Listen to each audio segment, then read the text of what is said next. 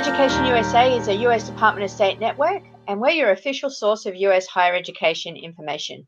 This is the continuation of our week-long series that brings 10 live virtual sessions to help you prepare for your studying in the US.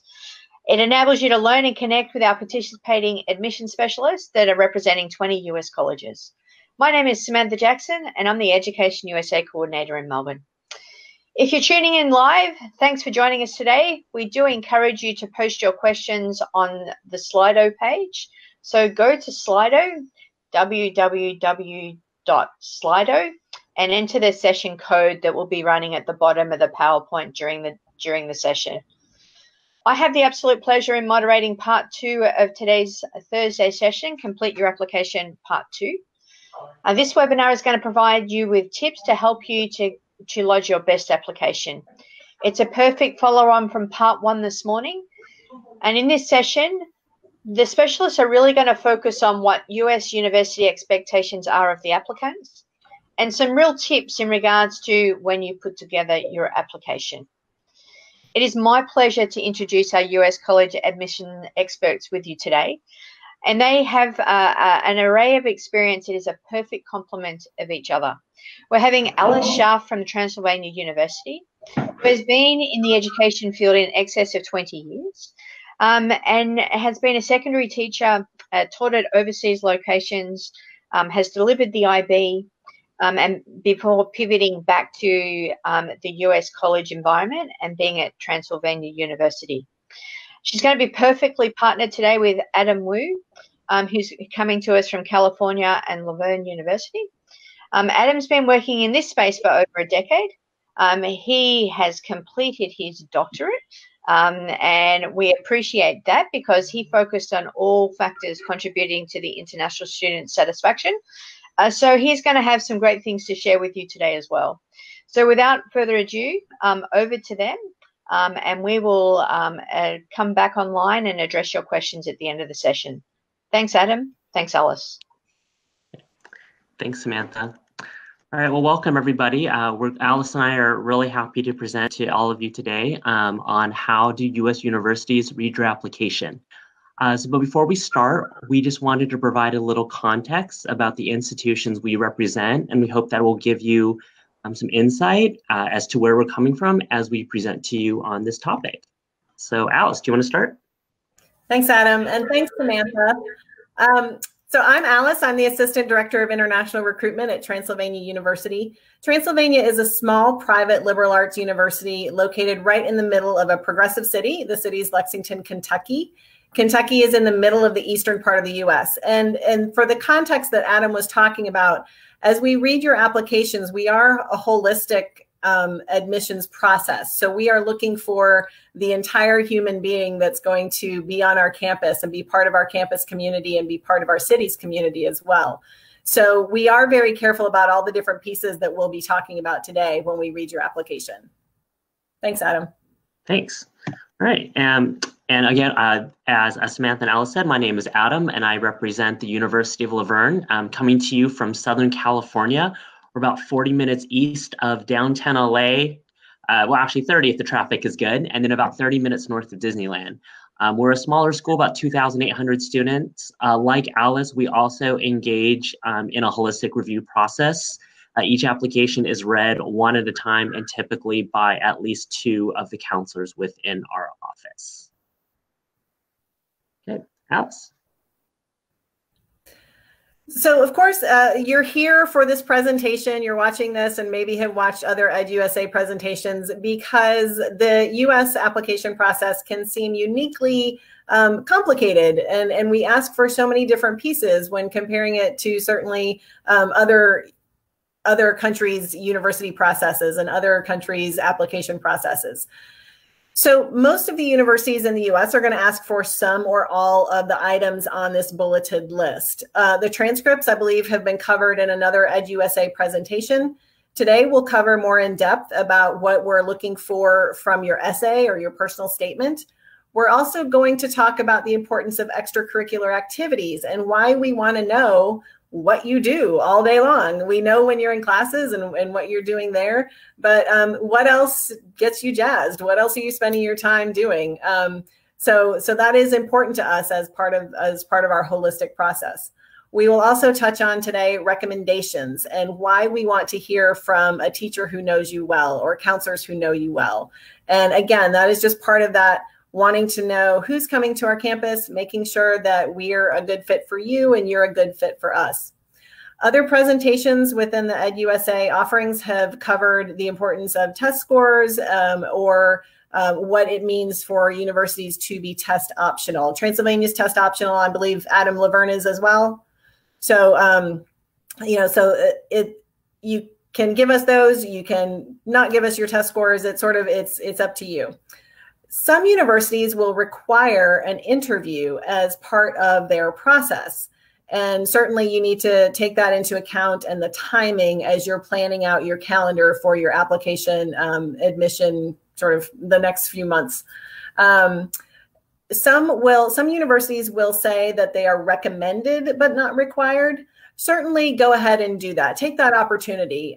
Learn something more about the university as part of that process, and take the opportunity to learn more about the admissions counselor that you'll be working with during the admissions process.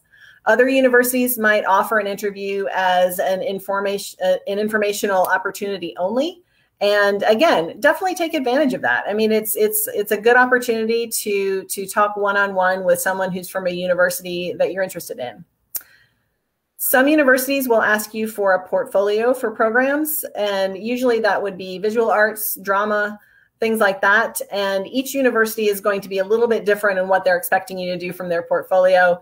It's never going to be easy when you're applying to the US because we're all going to ask for some different things, but it's good to be organized in this process and maybe start a spreadsheet of which universities are asking for which pieces.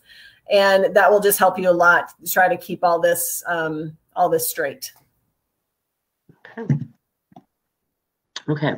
So as Alice just went through the different components of the application, we wanted to kind of delve specifically into some of the different parts and exactly some of the things that we hope that you'll consider as you're completing your applications.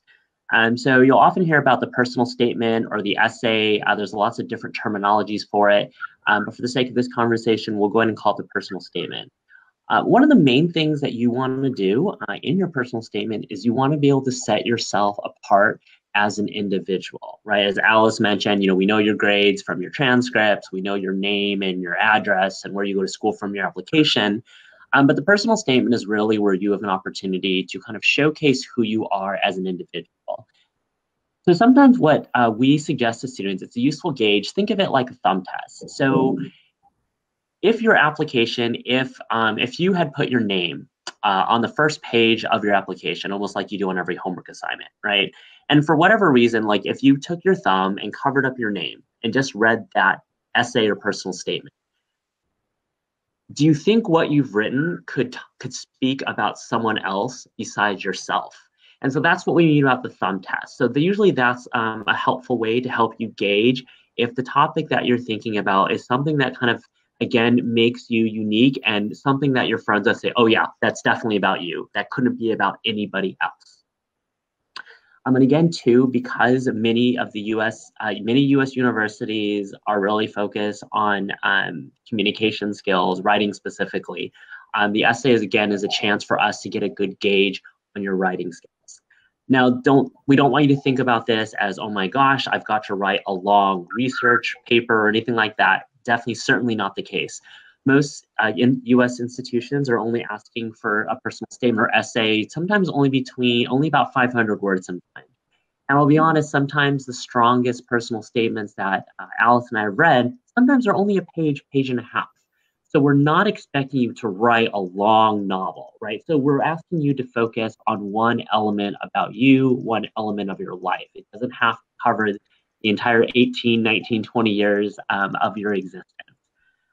And the personal statement, too, is also very useful because it helps us get an idea of how you think and what your thought process is. Can you take something about yourself and convey that issue to someone that's never met you? And can we follow along with your train of thought, right? So I know oftentimes students think that it's the topic itself that is most important. And so really it's more about how you're presenting the topic and how you convey your thoughts to the application reader. Right? I know a lot of students think, oh, I've got to talk about a really impactful research project or a super cool internship, but I've never done anything like that. And honestly, again, we're just looking to learn about who you are as a person. I'll be honest, some of the most memorable essays I've read have circled around maybe what you could call random topics, like the Starbucks pumpkin spice latte, or I had one girl write about her love for Justin Bieber. Again, so it's just a way to set yourself apart. Don't stress too much about the topic itself. More is you want to focus on how you're expressing that topic and why that makes you stand out as an individual. And Adam, I would just add that as students, you might be looking to, see what some good essays are, and you're going to Google, great essays that got into big name university. Be very careful about doing that, please. Those essays have already been written. That's not a story you can tell. We want you to tell your own story. Absolutely. That's a great point.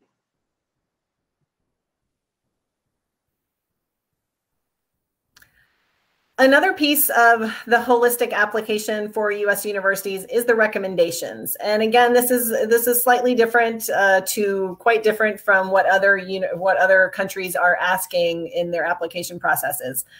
We're looking to get some insight about you as a student and a member of your community from a teacher or counselor, or sometimes both, who know you well and have known you well in the last couple of years.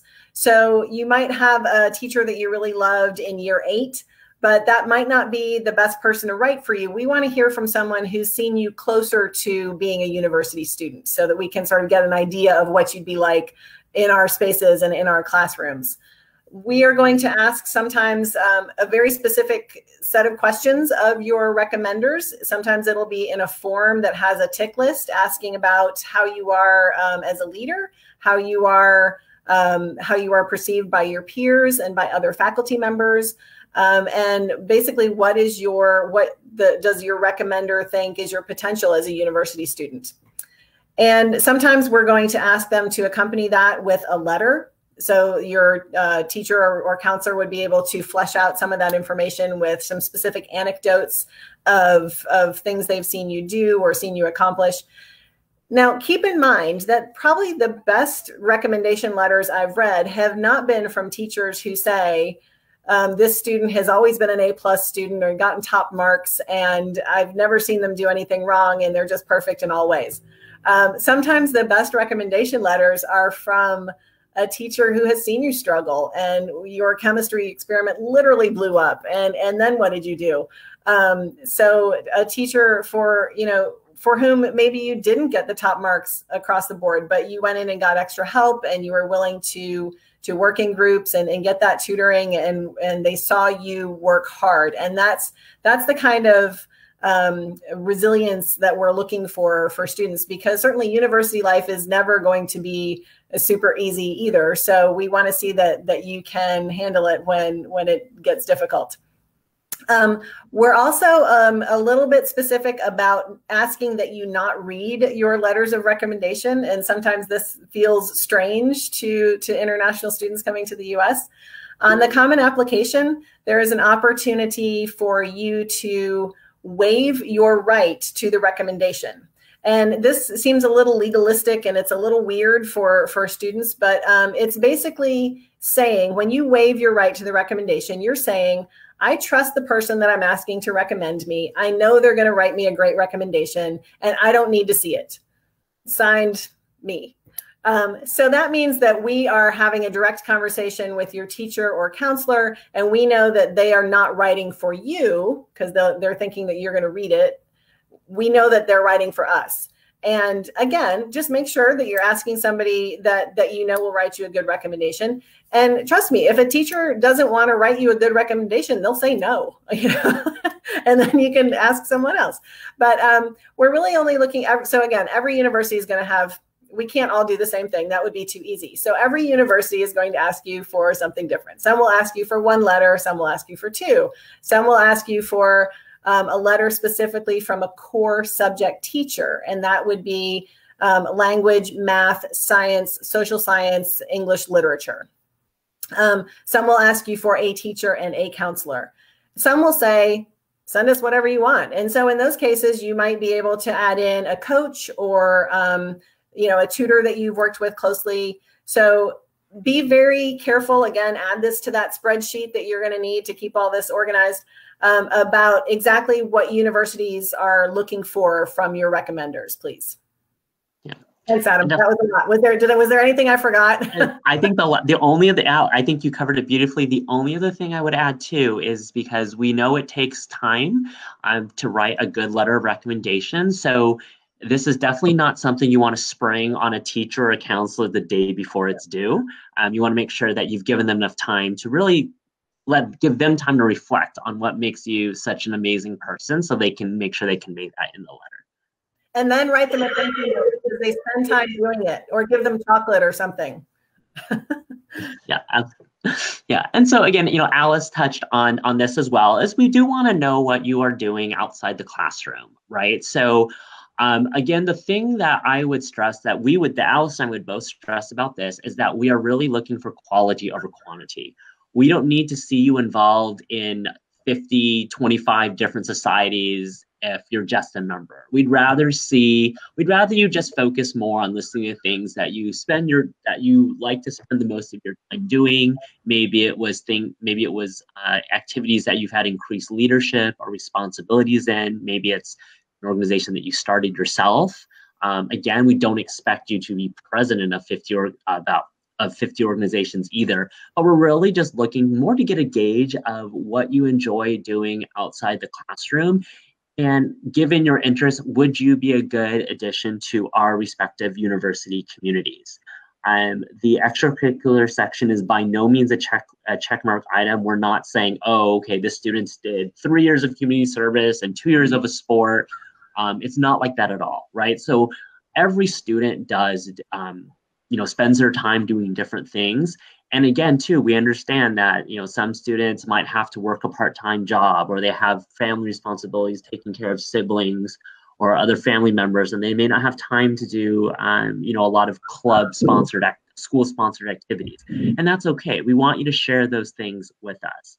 And again, keep in mind, obviously, with the global pandemic that's going on, we don't expect you to have been able to do much for the last several months, because, we've been cooped up at home.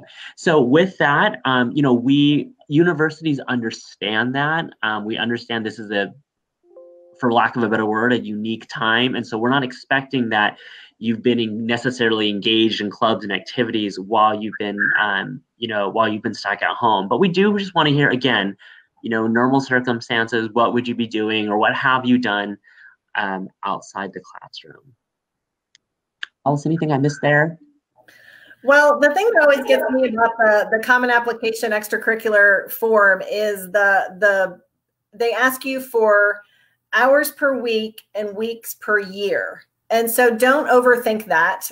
We're just trying to get an idea of, is this an activity that you spend a lot of time doing, or is this an activity that's more like once in a while kind of thing?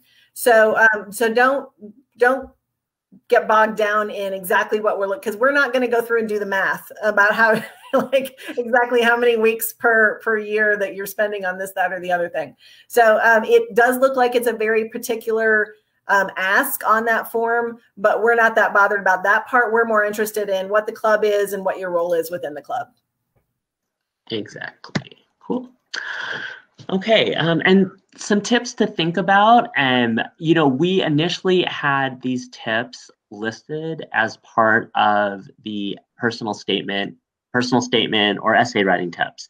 But as Alice and I were preparing this presentation, we realized that a lot of the things that we spoke about specifically for your personal statement really are important for your entire application, right? So as Alice mentioned, this is what we're using to review who we're offering admission spots to, right? And so we think that a lot of these tips, while they are definitely useful for the personal statement, they are useful tips to think about your application as a whole, right? So as Alice mentioned, both of our institutions and many institutions in the US use what's called a holistic review. So they're looking at all parts of your application to make an admission decision. And so sometimes what that means as well is that for one student, maybe it's the strength of their personal statement that was really the deciding factor in why they admitted that student. But for another student, it really could be the strength of their extracurriculars or the nature of their leadership positions, right? So you really want to make sure that you're spending ample time on your application, making sure that you've proofread it, that you revise, there's no simple spelling errors or typos. Students always laugh when I say this, but every year without fail, we always have a few students that end up misspelling their names on their application, right? We know it's a busy time in your final year of secondary school. Our studies have shown that most students submit the application between 10 p.m. and 2 a.m. in their respective time zone. And we get that you may not be at your most alert at that time. So you just want to make sure that you're checking everything to make sure you're avoiding those simple errors, because as much as it seems very commonplace that, of course, I'm going to get the name of the university right that I'm applying to, or of course, I'm going to make sure my name is spelled right. When you get busy and you're doing multiple things at once, sometimes it is a little easy to make those sometimes very simple errors. Your job with the application in the information that you present and you share with us, your goal is to make people like myself and Alice feel, I want to meet this student. I want this student to be on my campus. If Alice and I were both 18 years old, would we want to be in a group project with you? Would we want to play on a sports team with you? That is I think the big thing that you want to think about. And that's really what we're looking for as we review your application from a holistic standpoint. Alice, anything you want to, I want to add about the tips? I think that's great. Okay, cool.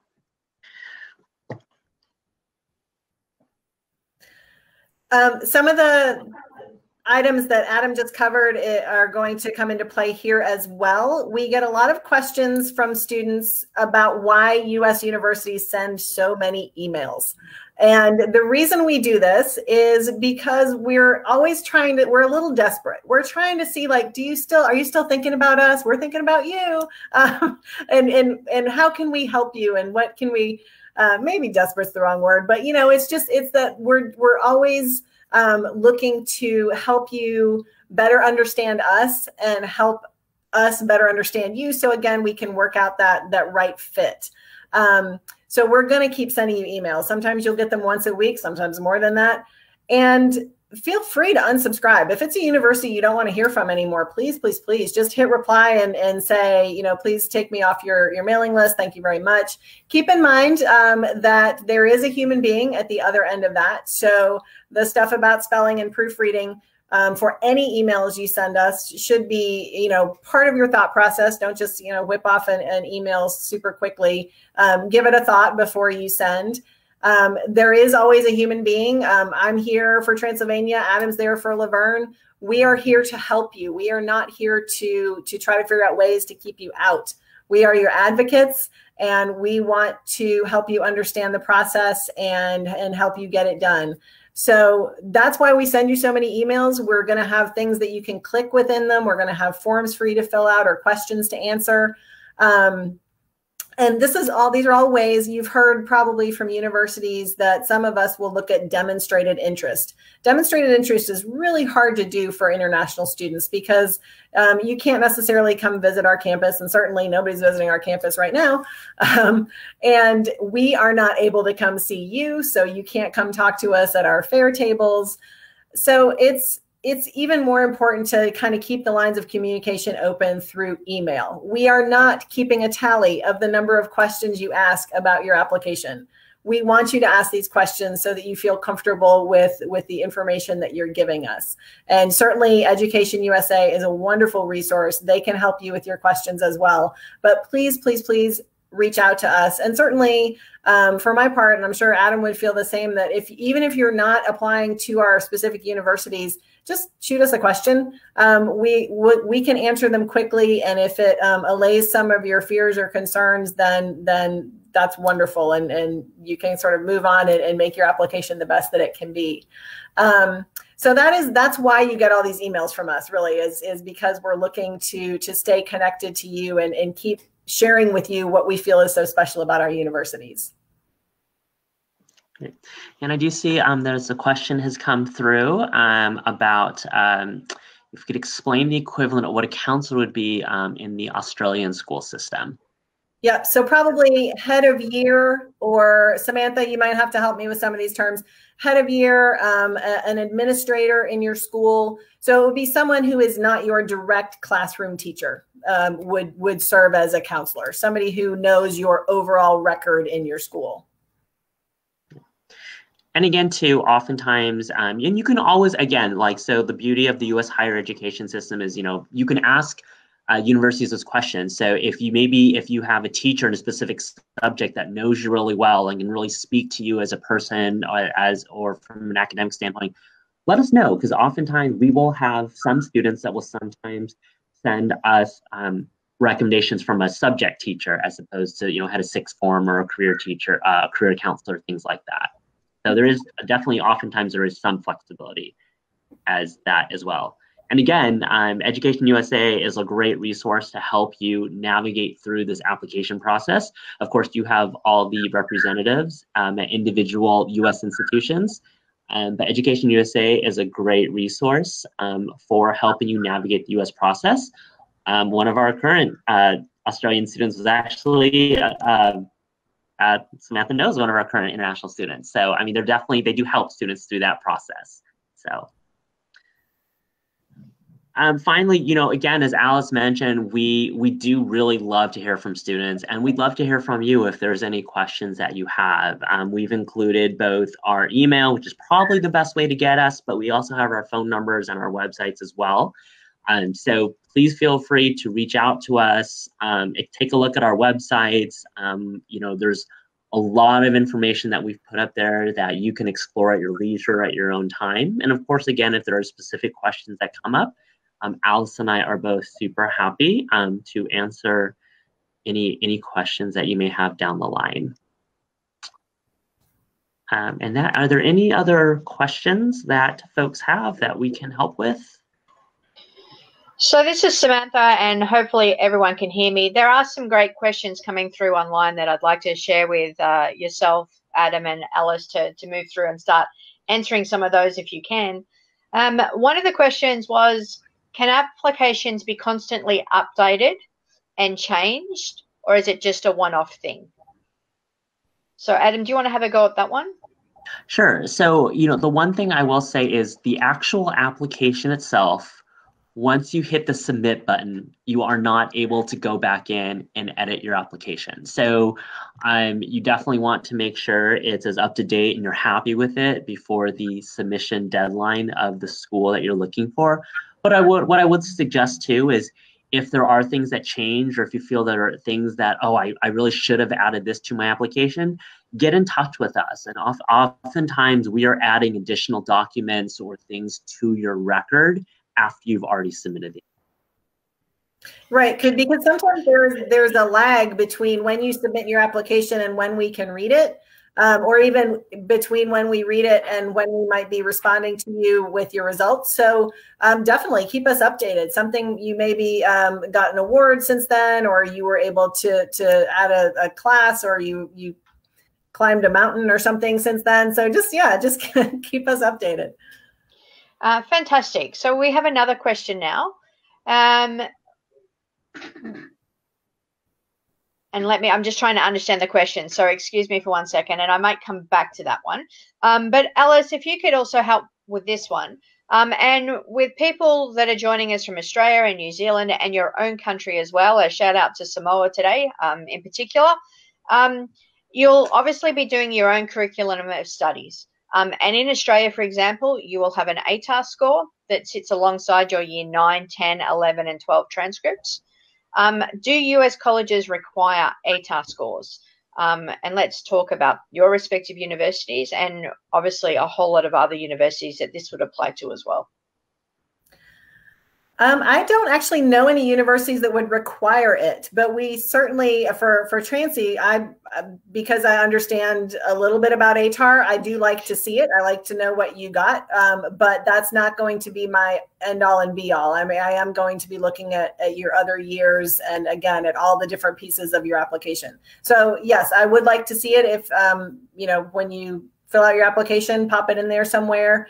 But it's not, you know, if you're not happy with your ATAR score, if you don't feel like it represents you as well as you want it to, don't worry about that. We're looking at everything.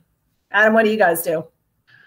Basically, it's the same. If you've included it in your application, we will use it as part of our application review. So my advice to students is you always want to present yourself in your best light. Think of this like a job interview. So if you think those scores will strengthen your application, by all means include them. But if you feel there's other parts of you that are your stronger points, then we would be able to make an admission decision with just your transcripts. And again, I'm just going to add the very selective schools, and everyone famously knows who they are. They may well ask for your ATAR because they're looking for the best students and they understand what the ATAR means. But as Alice and Adam referred to, no one is really going to ask for that element. There's a great question as well that I'm going to share that Tom has shared. What is the best way to start communicating with a college that I'm interested in? And can that happen as early as my junior year? Alice, do you want to take it? Sure, I'll start and you throw out what I forget. So just about all of us will have a get in touch with us form on our website. So if there's a college you already know you're interested in, just go to the website and usually within the first landing page, if not then on the admissions page, there will be a get in touch. And you can fill out a form. It's just a really brief form of your interests and how you heard about us, and it puts you on our radar. The other thing you can do is on most of our websites, you can find your counselor, find your area's counselor. So I am the only international counselor for Transylvania. So if you are somewhere outside of the US, I am your counselor. But it's can vary from university to university. Bigger universities will have, you know, area specific counselors for different parts of the world. And we are all listed on our university's websites. And I would say too, you know, when you're communicating with us, and we definitely encourage you to start, you know, your junior, even your sophomore year, let us know if there's specific things that you want to know more about. Oftentimes I have students that want to connect with some of our current students. And again, I've got a couple students from Australia, like Lachlan, that would be more than happy to talk with you about their experiences coming to the US from Australia. So, you know, whether it's a coach you want to talk to, a professor in a certain subject, let us know. But absolutely, we encourage you to start those conversations as soon as you feel ready to. That's great. Now, this is a very Australia-specific question, so I apologize to my people around the world. Can ATAR scores be submitted in place of the SAT and the ACT? So my question is no on that. But while we're talking about SATs and ACTs, Alice and Adam, can you talk us about those requirements and if you have a preference?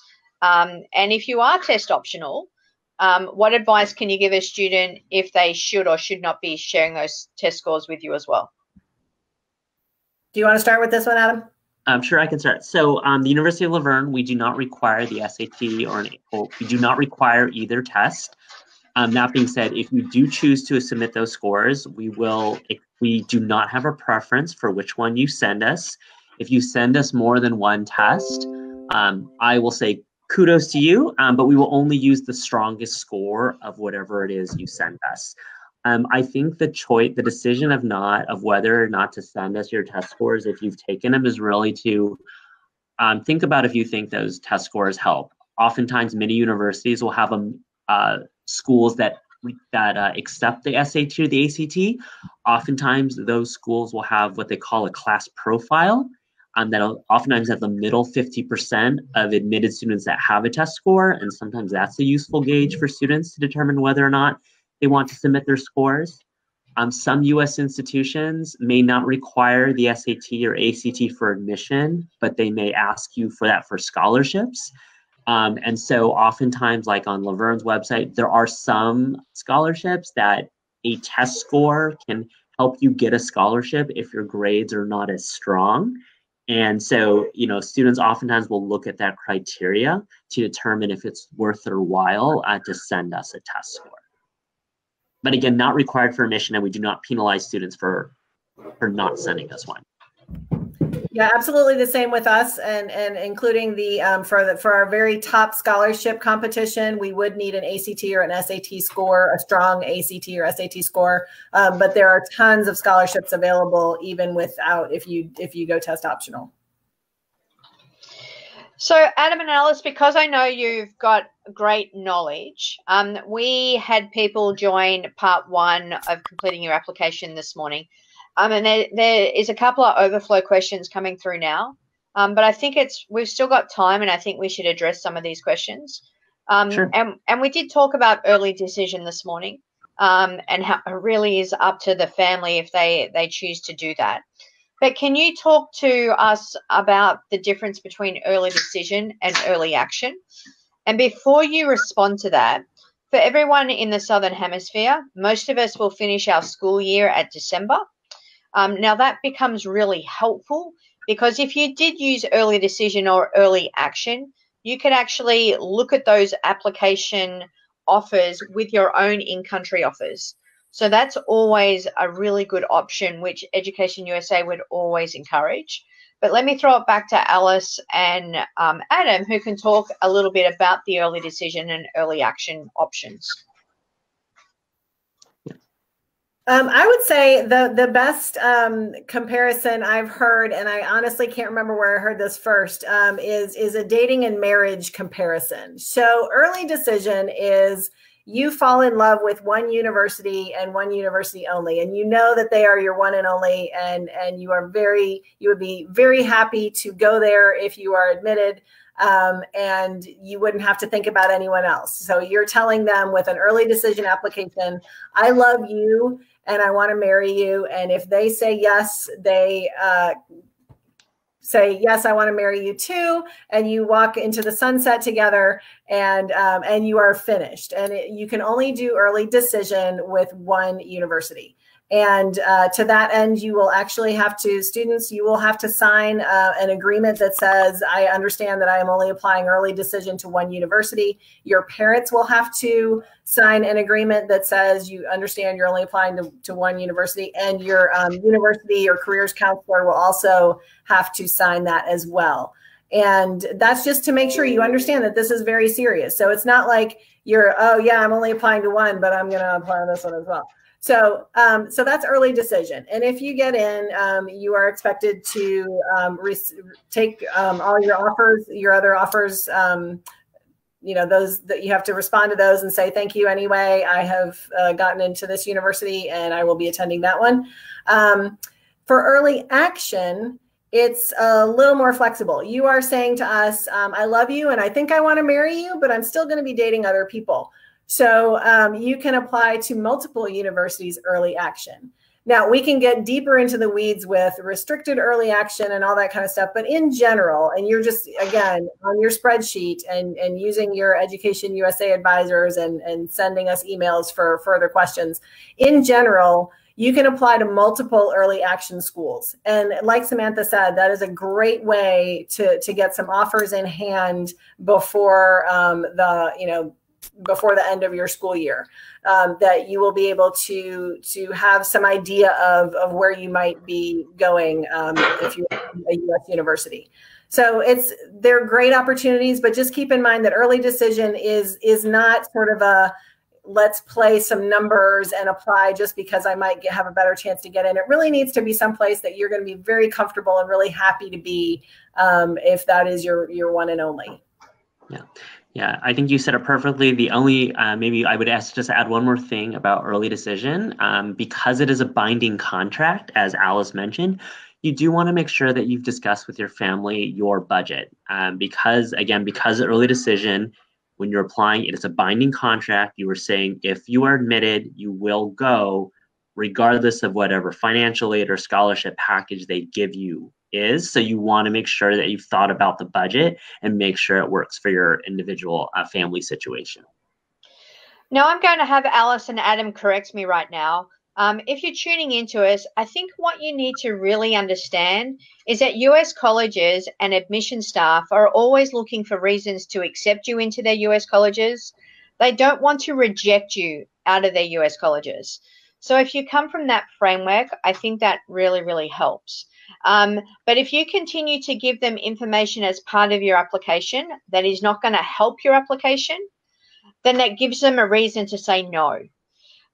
So a follow-up question has gone, but we're confused if it says SATs and ACTs are optional. And how does an international student address that? So should they just look at the average SAT results that US college accepts, and if they're within that average, include it? If it is a really strong score, then it's a no-brainer on actually including it. Can you give us a little bit more advice on that? Yeah, I think there's a couple things to think about. As Alice mentioned earlier, sometimes with scholarships. So some institutions might award different types of scholarships depending on the scores that you have. And so in that case, of course, it would make sense to send us your SAT scores. Other times, I will advise students to send us their test scores if you feel that there's a discrepancy. So sometimes, for example, I might have an applicant that maybe their grades aren't as strong as they could be, but their test score is very strong.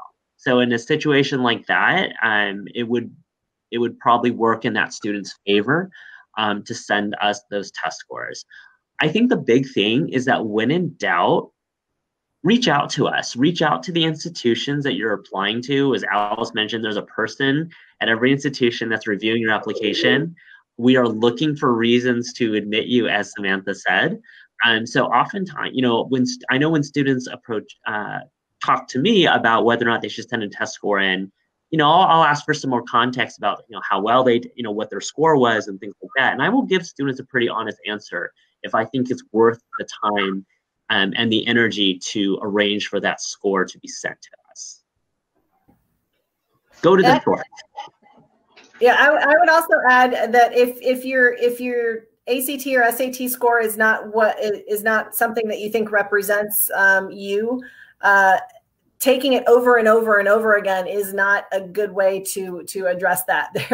There's a website called fairtest.org where you can see all of the US universities, and there are hundreds of them that are test optional. And you'll be surprised at some of the names that are on there because, we don't want you to keep, spending all of this time taking these two tests. We'd rather you be contributing to your community and doing well in your academic classes.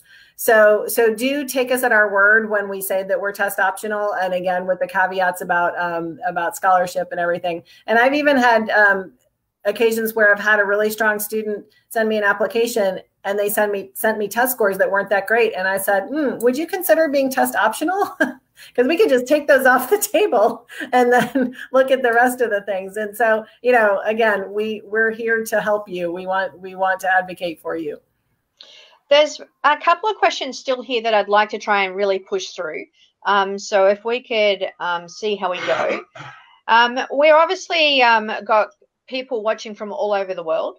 We also know that we're in times of challenges right now. And can you talk about students requesting an application waiver in regards to a fee, or how they can find out information about that with their schools they're applying to? Yeah, so on the common application, there are a number of criteria, and typically if you meet one of those criteria that's listed on the common application, you can tick that you meet that criteria, and the university that you're applying to will consider you for a fee waiver based on that. And again, one thing I think using a fee waiver certainly does not hurt your chances when you're applying. I think the one thing though with fee waivers is definitely you want to think about is that, you know, while we are happy, oftentimes many universities are happy to waive the application fee, we're not able to waive the tuition, right? So even though there are a number of schools that will allow you to apply and request a fee waiver, you do want to think about the budget and look at the scholarships that they offer. Are the scholarships that they offer enough to help you fund your studies given your budget? So that is the one thing I would say about fee waivers, is that there's no problem with applying for it, but you definitely want to do some research and make sure the schools that you are applying to will fit within your budget, given the support that they might be able to offer you. Yep, just reach out with a question. Transylvania doesn't even have an application fee, but again, you need to take into account that total picture that Adam was talking about with the tuition. There's a really good question that has come through, and I'm just trying to find it on my screen. And as some countries around the world that you're dealing with, the Year 12 results are not out when we do our early decision and early action. How do colleges like that deal with that?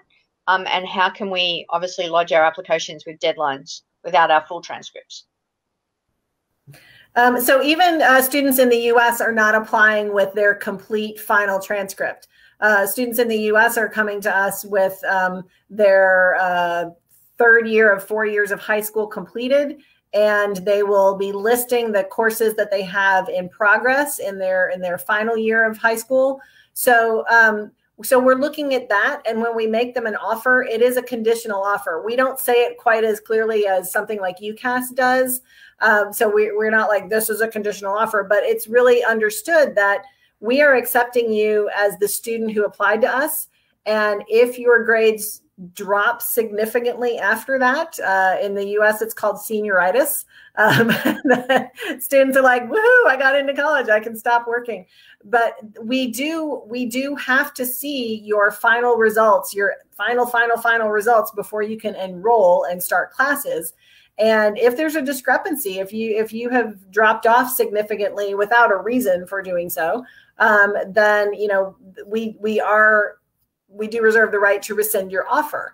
So do keep in mind that we are looking at you as you're applying to us at a moment in time, and you are going to keep moving through your high school career, your college career from that point. So we are going to accept you as the student that is applying, and then we're going to look at your final transcript before you get to our campus. It looks like that some students are looking at applying to some selective schools where interviews are part of that process. Can these be done online? Yeah. No, go ahead, Adam.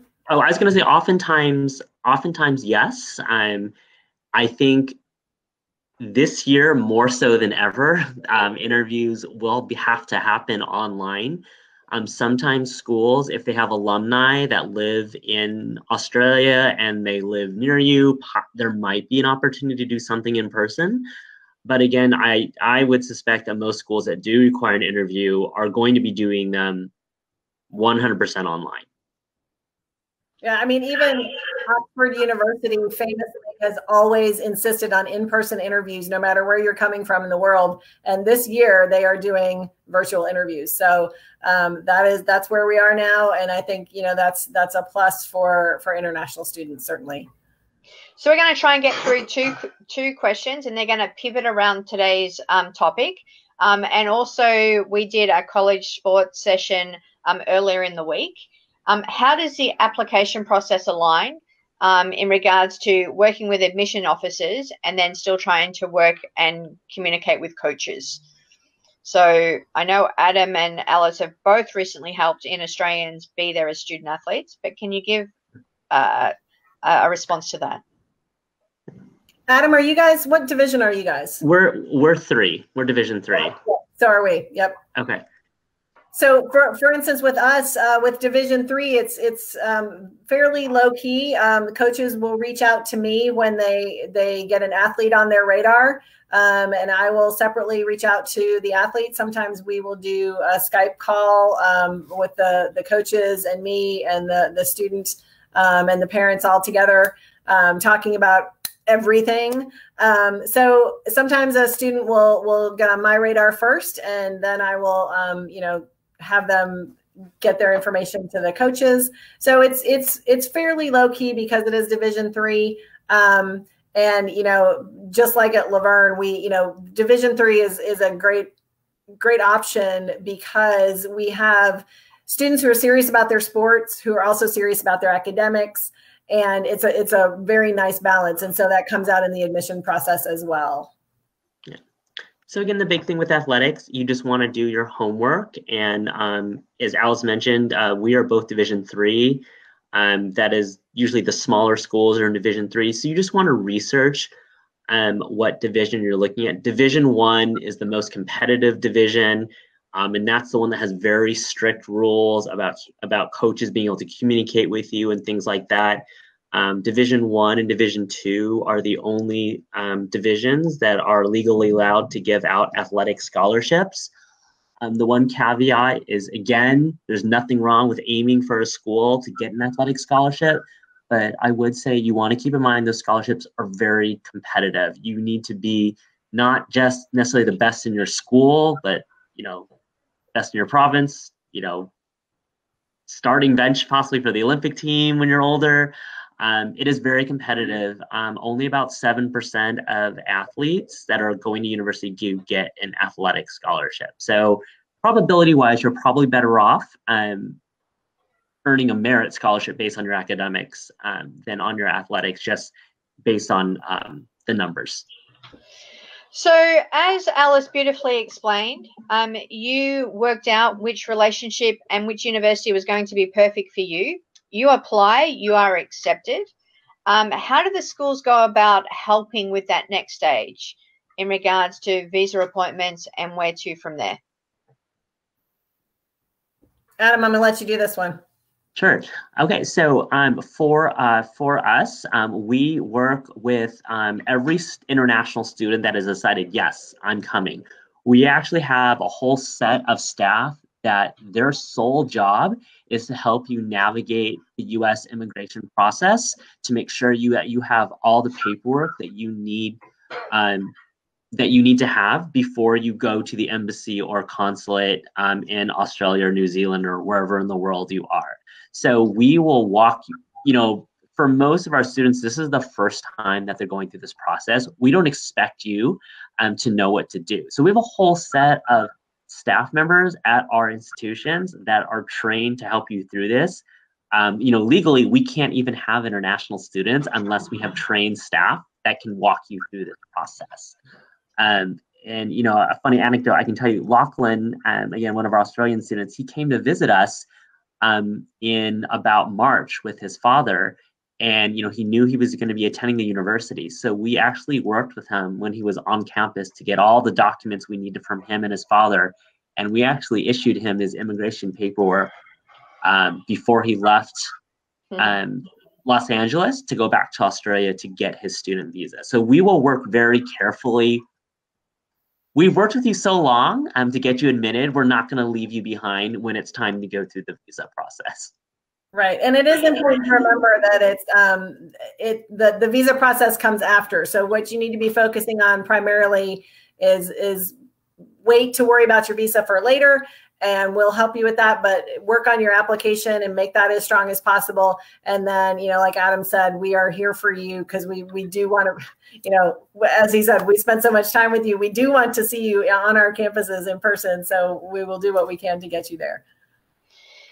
That closes the questions for today. Adam and Alice, thank you so much. Before I sort of move through some final housekeeping items, are there any final comments from you both?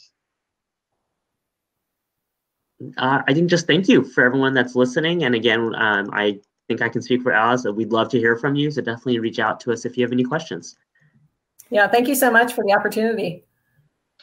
No worries. Thank you so much for joining us today, for completing your application. The Part 2 series session that followed this morning's. We do ask that you continue to engage with EducationUSA. You can again follow our hashtag from this week, EduUSA Virtual Week. Check out the remaining sessions that we have coming up as well. And if you've got any questions, please communicate with not only your local EduSA office, but you have permission to always communicate with US colleges. They are there to help you. They want to help you. And if you are reaching out to US colleges and they're not responding, then let EduSA know, and we can help, obviously, with that as well. Again, if you're in Year 12 and you're applying this year, start writing those applications now if you haven't already started drafting. For the people around the world that are considering and trying to get to the US this fall, make sure you engage with your US colleges, because announcements are changing daily in regards to all things regarding visas. Again, join us on Friday, where we're going to answer many of the questions that you have from this week. And on behalf of EduSA, again, thank you so much, Adam and Alice. Good night for you. For everyone in school holidays, enjoy. Bye.